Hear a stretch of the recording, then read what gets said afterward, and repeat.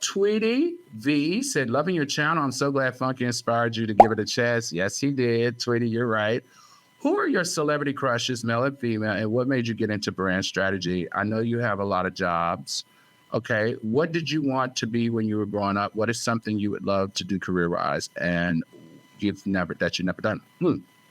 These are some really good questions. Okay. So, who are your celebrity crushes, male and female? Okay. Let me think about that. Celebrity crushes are kind of hard. Let's see if I was to pick a female celebrity crush. Let's see, who are there? So many.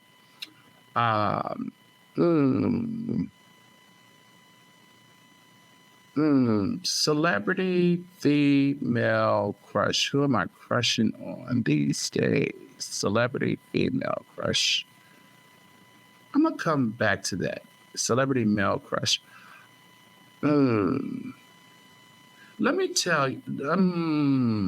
Ooh, you guys are setting me up. Okay, we're gonna come back to that one. Okay, what made you get into brand strategy? Brand strategy for me just kind of built out of after I got married. I started out in banking. Well, that's not true. I actually started out in marketing, and I was a special markets marketeer. I launched $3 billion drugs. I launched Lipitor, which is for cholesterol. I launched Resolin, which was an anti-diabetic, and then I was on the launch team for Viagra before we sold our pharmaceutical division to Pfizer. So Pfizer was who formulated the drug and launched the drug, but Pfizer purchased Park Davis. I worked for Park Davis, and I was on the launch team for launching Viagra. So I really learned marketing and branding, and my specialty was, well, at that time it was called special populations, and special populations are basically multicultural. So for me, it was African Americans, Hispanic Americans, and Asians. And these three drugs obviously spoke well into our community, both Hispanic and African American, because diabetes was one, and that's what Resolin was for. And then Lipitor was for cholesterol, which also was like high blood pressure and cholesterol driven, right? So anything around heart disease, Lipitor was to decrease. There's a lot of heart disease in the African American community. I was recruited from there to join banking on Wall Street, and I worked in private banking at Merrill Lynch. I worked in private executive services.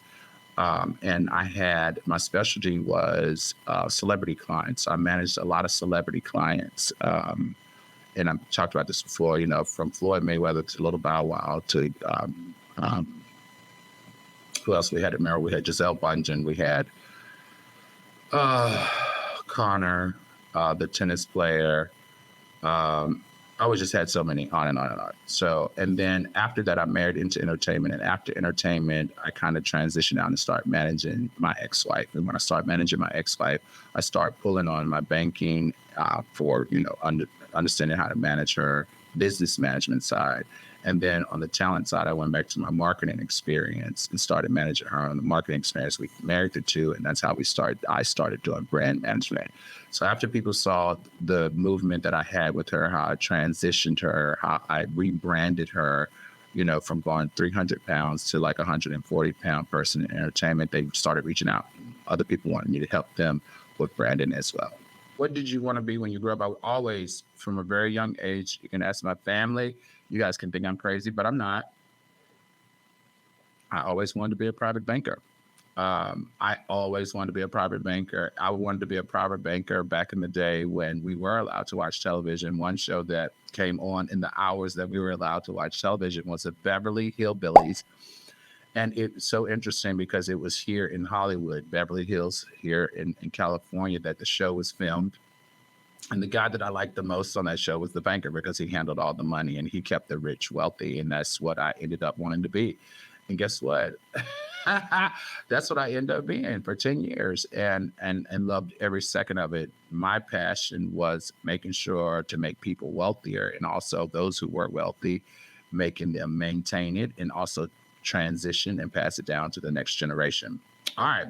What is something that you would love to do career-wise that you've never done? So far, that for me, I would love to be a game show host, or I would love to be a television host of my own host my own show, or be a part of an ensemble of a television show. I think is kind of what I would like to see out of myself. I love games. I love game shows. I love competition shows. Those that really feeds me. All right, let's keep going. And Chrissy, to you, did you ever get your Reynolds wrap inheritance? Hey, everyone jokes about that. I'm actually in the process, still in the process of understanding the genealogy of Reynolds. For those who don't know, I am Reynolds from the Reynolds tobacco and Reynolds aluminum. It used to be Reynolds steel back in the day. So Reynolds tobacco, is R.J. Reynolds. My family, my father's family is from Christ, Virginia. That's where the Reynolds plantation was. And we are an offset. I am an offset offspring of the Reynolds plantation. My uncle, R.J. Reynolds, moved to Winston-Salem and started Winston and Salem cigarettes. Our cousin moved to Richmond, Virginia, and started Reynolds Steel, which evolved into Reynolds Aluminum, which is Reynolds Wrap as you know it today. Both $2 billion businesses. So uh, the family lineage for me is a very strong one, a very successful one, and it's one that I hope to not only understand and experience more, and that's why I've hired a genealogist to kind of help me understand it completely. So, not that I'm looking for money, but I'm just looking to understand my family roots, where they're from, and what it means to me. Where did I get all this drive, all this focus, and this inspiration from? Good question. All right, Dana Dane 305. What is your effective process for doing research? Okay, so yeah, obviously having the facts, doing the research is something that's important to me. I don't know about any of you, but I'm just not naturally just smart. And that's just in being very transparent.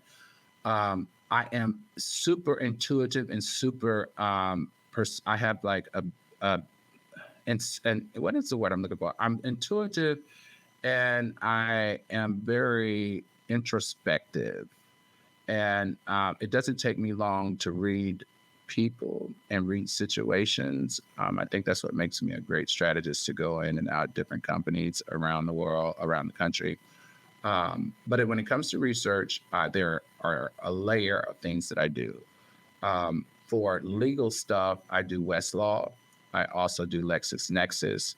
For basic research, I use Bloomberg. And then I use the sites that are the most credible that have something to lose. So you go to your CNN sites, you go to your MSNBC sites, you go to your Newsweek. When it comes to entertainment, you use People.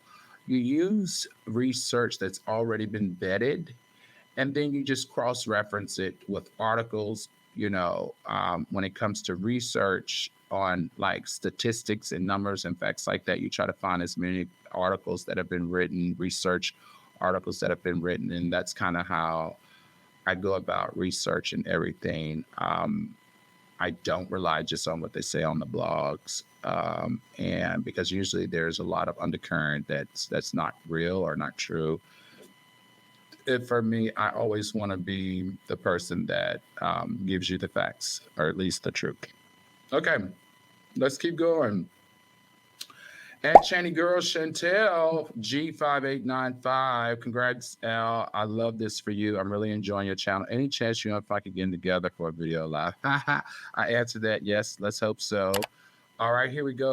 Dominique Delaney said, congrats, Al. What is some of the best advice you received to protect your assets, brand, legally, and financial? Oh my goodness, I'm going through that right now. Some of the best advice that I've had is that you really have to protect your intellectual property. Anything that you come up, anything that comes in your mind and comes out in a tangible something, whether it's like my show, Court of Public Opinion, my segments that I create, Where's the Outrage, all of that. Some of the best advice to protect your assets and brands is to always have a legal team to make sure that it's trademarked, that it's copywritten, that you do all patent. You just want to make sure that you protect everything that you come up with. And that's one of the hardest things that I've had to learn, baptized by fire. But that's some of the best advice that I can give you on how to protect your assets. And then another thing that when it comes to like your financial assets, I have an incredible woman. Her name is Sylvia, that I work with in the insurance products. So insurance products are used to protect you against lawsuits. Insurance products are used to protect you against loss of income, as well as if something happens to me, to make sure that my assets are protected so it's not seized by the government afterwards. All right, let's keep going. Kitty Muse 4005, congrats. And I have a question. As Geminis, we tend to be well rounded because we take challenges and are adventurous. What was your most adventurous job and how did it help in establishing your career goals? Good question. What was my most adventurous job? I think one of my most adventurous job, I think I have to say, is working on Wall Street. So I worked on Wall Street. I worked at the World Financial Center in the financial capital of the world, which was New York City. And I worked in our Merrill Lynch's world headquarters. And so you stack all those three things together, and a day, a minute, a second was never boring there. It was very adventurous, kept me on my toes. It really helped me put all my skill sets to work, your analytical skills, your problem solving skills, your platform skills, your public speaking skills, you name a skill. You had to practice it, and not every day, but every minute, every half an hour, every hour, you're always being pushed to the limit. And it's because once you're the epicenter of all things financial, you are viewed to have the answers to everything. And I was called on not just from people in the United States, I was called on from people all over the world. And that was a choice that I specifically made because I wanted to be the best that I could be in the top of my game. And guess what? It kind of worked out. All right, Ernest Johnson, 2932. How did you go from banking to an entertainment correspondent? Was it easy to transition? No, it wasn't easy to transition. I went from banking to entertainment because I married into the entertainment business. You know, my ex-wife was the co-host of an ABC talk show host with Barbara Walters. And then from that, I evolved into, because it was very hard for me to get a corporate job, I was kind of pushed into entertainment. After my divorce, I started doing Basketball Wives, some reality TV with Nene on Real Housewives of Atlanta, and then just pushing through that and pushing through that, finally landed the job at TGIM. All right, let's keep going. This is just a user. How long did it take for Funky and Claudia to fall out? I saw it coming. Oh, user, you are messy.